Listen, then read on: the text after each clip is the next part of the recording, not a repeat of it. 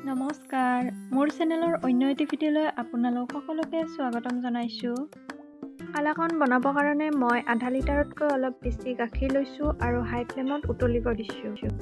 আৰু এতিয়া মই ইয়াতে 2 চামুচ নেমুৰ ৰস দিছোঁ। ইয়াৰ সলনি আপুনি ভিনেগাৰো দিব পাৰে আৰু ভালদৰে লৰাই দিছোঁ।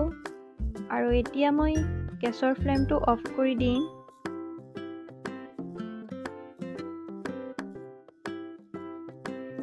এতিয়া মই পনীৰখিনি ভালদৰে ঠাণ্ডা পানীৰে ধুই ল'ম।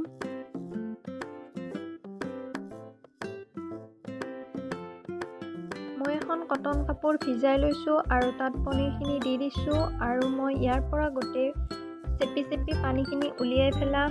আপুনি মনত ৰাখিব যাতে ইয়াত অকণো পানী নাথাকে।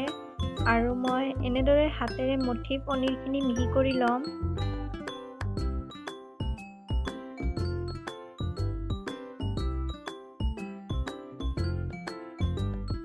এতিয়া মই কেৰাহী এখনত এচামুচ ঘি দিছোঁ আৰু গেছৰ ফ্লেমটো হাইত ৰাখিছোঁ।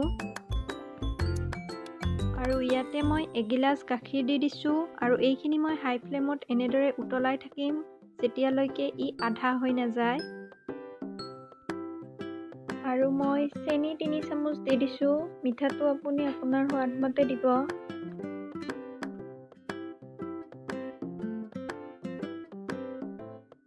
গাখীৰখিনি প্ৰায় আধা হৈ গ'ল। এতিয়া মই গেছৰ ফ্লেমটো ল' কৰি দিছোঁ।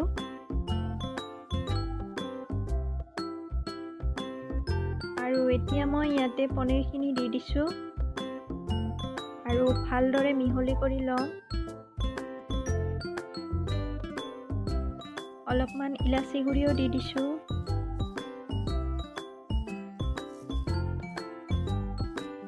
ভিডিঅ'টো চাই যদি ভাল লাগে তেন্তে লাইক, কমেণ্ট, শ্বেয়াৰ কৰিব আৰু যদি মোৰ চেনেলটো ছাবস্ক্ৰাইব কৰা নাই তেতিয়াহ'লে ছাবস্ক্ৰাইব কৰি দিব আৰু কাষতে থকা বেল আইকনটো ক্লিক কৰি দিব যাতে মোৰ আহি থকা নতুন ভিডিঅ'বোৰৰ ন'টিফিকেশ্যন আপুনি পাই থাকে।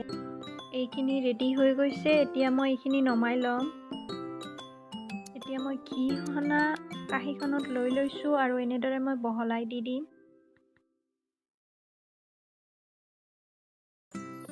এইখিনি মই এনেদৰে অলপ সময়ৰ কাৰণে ঠাণ্ডা হ'ব থৈ দিম। ঠাণ্ডা হোৱাৰ পিছত মই কালাকনখিনি এনেদৰে পিচ কৰি লৈছোঁ।